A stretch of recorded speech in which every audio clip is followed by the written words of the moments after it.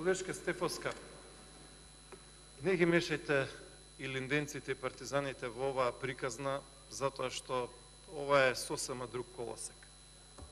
Значи, за тие теми кои што заеднички ги почитуваме и споделуваме, има други прилики кога треба да зборуваме и да се повикуваме на нив, а нивните идеали се нешто сосема друго. Не сакам да терам дискусијава на дур и мислам дека се разбираме за што зборуваме.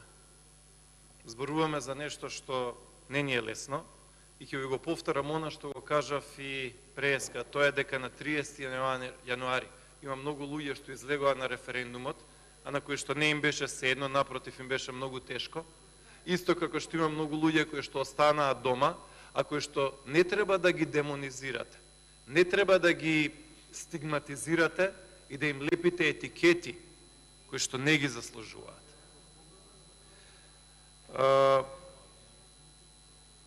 На онаа страна која што условно го афирмира, поддржува, заговара договорот, проблем и тоа колку голем е што огромно мнозинство од македонскиот народ не се согласува со ова, и тоа вие и јас го знаеме. Огромно мнозинство од македонскиот народ има резерви за она што е подпишено. И ако сме искрени, заедно тоа ќе го признаеме. И треба да бидеме фер и треба да ги чуеме тие загрижености на големо мнозинство на македонскиот народ. Не да му ветуваме мед и млеко и дека ова ќе значи крај на историјата и така натаму, дека одеднаш Македонија ќе престанат сите проблеми. Треба да се биде поискрен со македонскиот народ. И кога велите, господјо Стефовска, дека за Македонија предстојат ризици, кажете на што конкретно мислите? На кои ризици? Во кој место?